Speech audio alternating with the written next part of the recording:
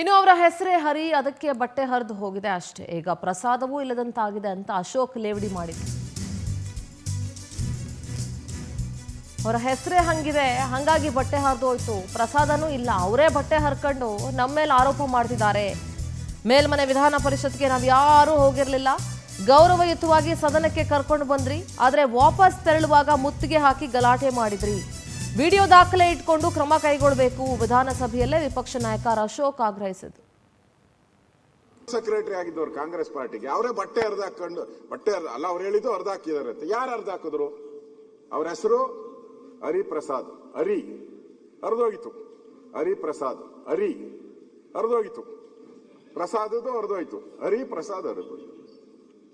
ಅವ್ರ ಬಟ್ಟೆ ಹರಿದೋಯ್ತದೆ, ಅದನ್ನ ರೆಸ್ಪಾನ್ಸಿಬಿಲಿಟಿ ನೀವು ತಗೊಂಡು ಯಾರು ತಗೊಂಡ್ಬೇಕು? ನೀವೀಗ ಅವ್ರ ಅಧಿವೇಶನಕ್ಕೆ ನೀವೇನಾನ ಅಲ್ಲಿ ಹೋಗಿದ್ರೆ, ಮೇಲ್ಮನೆಗೆ ಹೋಗಿ ನೀವು ಕೂತ್ಕೊಂಡಿದ್ರೆ ಅಲ್ಲಿನ ಸಭಾಪತಿ ಆಕ್ಷನ್ ತಗೊಬೇಕಾಯ್ತು. ನೀವು ಒಬ್ಬ ಸದಸ್ಯನ ಬಟ್ಟೆ ಹರಿದು ಹಾಕಿದ್ರೆ, ನೀವು ಏನೂ ಆಗಿಲ್ಲ ಅಂತ ಹೇಳಿದ್ರೆ ಅದು ನಿಮ್ ಪೀಠಕ್ಕೆ ಅಗೌರವ ಆಗ್ತೈತೆ ಅಧ್ಯಕ್ಷರೇ.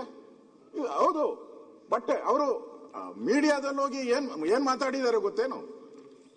ಎಲ್ಲ ನನ್ನ ಬಟ್ಟೆ ಎಲ್ಲ ಹರಿದು ಹಾಕ್ಬಿಟ್ರು ಅಂತ ಹೇಳಿದ್ದಾರೆ, ಬಿಜೆಪಿ ಅವರು ಹರಿದು ಹಾಕಿದ್ರು ಅಂತ ಹೇಳಿದ್ದಾರೆ. ದಯವಿಟ್ಟು ನಿಮ್ಮ ಎಲ್ಲಾ ವಿಡಿಯೋಸ್ ಇದೆ, ಅವ್ರ ಹಿಂದೆ ಯಾರಿದ್ರು, ಅವ್ರ ಮುಂದೆ ಯಾರಿದ್ರು ಗೊತ್ತಾಗಬೇಕು. ನೀವ್ ಹೇಳ್ಬೇಕು. ಬಿಡಿ, ನೀವು ಕೊಡುವಂತ ರೂಲಿಂಗ್ ಏನಿದೆ ಇದು ರೆಕಾರ್ಡ್ಗೆ ಹೋಗುತ್ತೆ, ನಾಳೆ ರೆಕಾರ್ಡ್ಗೆ ಹೋಗುತ್ತೆ. ನೀವು ಹಾಗೆ ಕೊಡಕ್ಕಾಗಲ್ಲ. ನಾಳೆ ಏನಾದ್ರೂ ಪ್ರಾಬ್ಲಮ್ ಆದ್ರೆ ಯಾರೇ ಗವರ್ನರ್ ಬರ್ಬೋದು. ನಾಳೆ ಡೆಮಾಕ್ರಸಿ, ನಾಳೆ ಪಾರ್ಟಿಗಳು ಬದಲಾಗ್ಬೋದು, ಪಾರ್ಟಿಗಳು ಬರ್ಬೋದು, ಎಲ್ಲ ಹೋಗ್ಬೋದು. ಆದ್ರೆ ಆ ಚೇರ್ ಇರ್ತತೆ, ಆ ಚೇರ್ ಇರುವಂತ ರೂಲ್ಸ್ ಇರ್ತತೆ, ನಿಯಮ ಇರ್ತತೆ, ಅದು ಹಾಗೆ ಇರ್ತತೆ. ನೀವು ಬದಲಾಗ್ಬೋದು, ನಾನು ಬದಲಾಗ್ಬೋದು, ರೂಲ್ಸ್ಗಳು ಬದಲಾಗಲ್ಲ, ಆ ಚೇರ್ ಬದಲಾಗಲ್ಲ. ಯಾರ್ಯಾರೋ ಪುಣ್ಯಾತ್ಮರು ಕೂತಿದ್ದಾರೆ, ಆ ಚೇರಿಂದ ನೀವು ಏನ್ ಕೊಡ್ತೀರೋ, ನಾಳೆ ಬೇರೆ ಯಾರಾದ್ರೂ ಗವರ್ನರ್ ಹಿಂಗ್ ಬಂದು